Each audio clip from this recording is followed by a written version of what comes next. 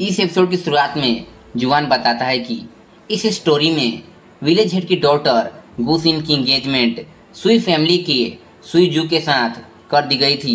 जब वे दोनों छोटे थे, सुईजू को कभी सुई फैमिली का बेटा माना जाता था, लेकिन उसके एलेक्जियर फील्ड के बर्बाद होने के बाद वह यूजलेस हो गया। उसके बाद इस एंगेजमेंट को तोड़ दिया गया, बट उसके कुछ समय बाद ही सुईजू सडनली वाटरमून क्लैन का डिसाइपल बन गया और उसने इमॉर्टैलिटी को कल्टीवेट करना शुरू कर दिया। एक कल्टीवेटर बनने के बाद वह वापस आया और उसने गुसिन का हाथ मांगा, बट गुसिन ने उसे शादी करने के लिए मना कर दिया। उसके बाद घटनाओं की एक श्रृंखला घटी और हजारों सालों से छिपे हुए विलेज का सीक्रेट रिवील हो गया। यह भी किसी दूसरी कहानी की तरह घिसी पिटी कहानी थी, बट मैं इस स्टोरी से फेमिलियर हूँ, तो मुझे केवल कैरेक्टर को ही फॉलो करने की ज़रूरत है। बट क्योंकि मुझे फाइट करना है तो मेरे पास एक कॉम्बैट सिस्टम होना चाहिए था। क्या ये ज़्यादा यूजफुल नहीं होता? मेरे पास जो सिस्टम है उससे मैं केवल अफेक्शन लेवल को ही देख पा रहा हूँ, तो फिर सिस्टम का यूज क्या है? जुआन इतना कहता ही है, तभी सडनली उसके आगे सिस्टम अपीयर हो जाता है जिसमें कैरेक्टर्स की प्रोफाइल्स दिख रही होती हैं, जिसे देखकर जुआन बोलता है सिस्टम में प्रोफाइल भी है। फिर स्टेटस विंडो में प्रोफाइल्स को देखता है, जहाँ पर सिर्फ गुसिन का ही स्टेटस विंडो अनलॉक हुआ होता है। और फिर गुसिन के स्टेटस को देखकर जुआन अपने मन में ही बोलता है उसका स्टेटस सच में ख़राब है, लेकिन ये अभी मेरे लिए बहुत इंपॉर्टेंट है। पहले मैं इस कार्ड को लूँगा और उसके बाद देखूंगा कि आगे क्या होता है। फिर इस पर क्लिक कर देता है। जुआन के ऐसा करते ही यह कार्ड उसकी बॉडी के अंदर चला जाता है। इस कार्ड के जुआन के बॉडी के अंदर जाने के बाद जुआन अपनी बॉडी को देखने लगता है और बोलता है क्या यही है? बट मुझे कुछ भी फील नहीं हो रहा है। क्या मैंने सच में उसके कार्ड को ले लिया है?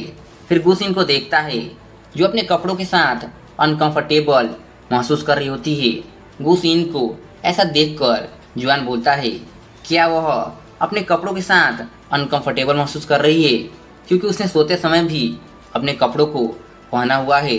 फिर जुआन गुसिन के कपड़ों को उतारने लगता है और शर्माते हुए अपने मन में बोलता है मैं केवल उसके कपड़ों को निकालने में उसकी हेल्प कर रहा हूँ, मुझे ज़्यादा नर्वस होने की कोई ज़रूरत नहीं है। फिर गुसिन के कपड़ों को निकालने के बाद गुसिन की बॉडी को देखकर बोलता है मुझे शांत होने की ज़रूरत है। ये बिल्कुल सेम है केमिसोल और शॉर्ट पैंट के जैसे ही। जल्दी से मुझे इसके ऊपर ब्लैंकेट डाल देना चाहिए। गुसिन की बॉडी को ब्लैंकेट से ढकने के बाद बोलता है फाइनली यह ख़त्म हुआ।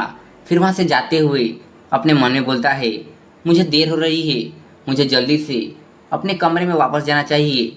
वैसे भी ये सिस्टम एक परवर्ट की तरह मेरा लेवल अप कर रहा है, जबकि मैं अभी अभी यहाँ पर आया हूँ। यहाँ से बाहर जाने के लिए जुआन विंडो से जंप लगा देता है।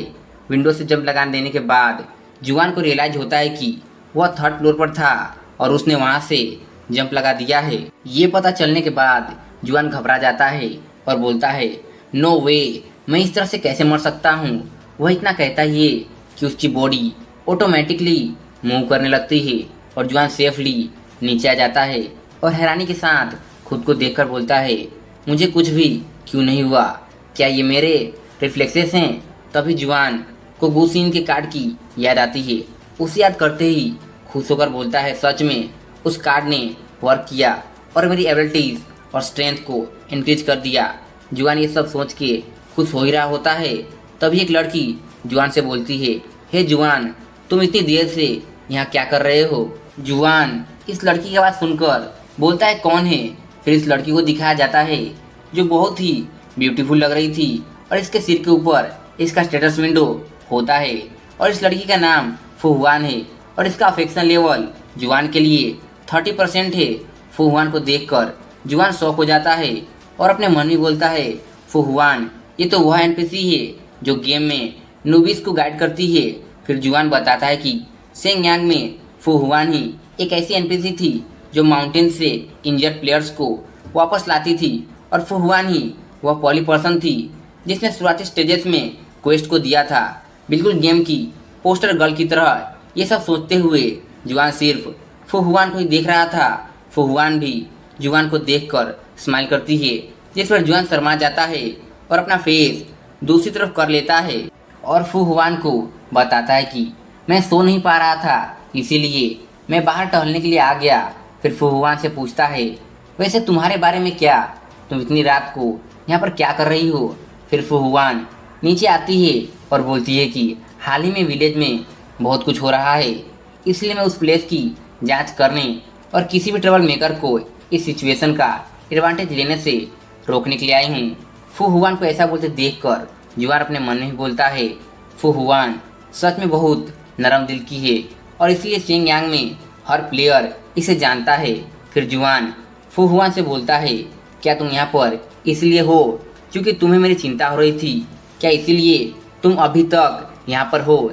जिस पर फू हुआन शर्माते हुए अपना फेस दूसरी तरफ कर लेती है और फिर जुआन से बोलती है, ऑफ कोर्स नॉट, मैं केवल विलेज मिनिस्टर के रूप में अपनी ड्यूटी को पूरा कर रही हूँ। फू हुआन के ऐसे बिहेवियर को देखकर जुआन अपने मन में बोलता है, सच में वह एक टेक्स्ट बुक की तरह है जिसे कोई भी पढ़ सकता है। फिर हंसते हुए फू हुआन से बोलता है, एनीवे तुम्हारा थैंक यू मेरी इतनी फिक्र करने के लिए। जुआन की ऐसी बात सुनकर फू हुआन शर्मा जाती है। फिर जुआन से बोलती है कि यदि तुम्हारे पास और कुछ कहने के लिए नहीं है तो फिर जल्दी करो और अपने घर के अंदर वापस चल जाओ। यदि कुछ होता है तो कोई भी तुम्हारी हेल्प नहीं करेगा, इसलिए बेहतर ये होगा कि तुम जल्दी से चले जाओ। ये कहने के बाद फू हुआन जुआन को बहुत ही प्यार से देखती है और बोलती है कि सिवाय मेरे तुम्हारी कोई हेल्प नहीं करेगा। और यहाँ पर फू हुआन का अफेक्शन लेवल 2 से बढ़ जाता है। फू हुआन को इतने प्यार से बोलते देखकर जुआन फू हुआन पर फ्लैट हो जाता है और फू हुआन को देखकर शर्मा भी रहा होता है और अपने मन में बोलता है, मुझे नहीं पता था कि फू हुआन इतनी क्यूट है।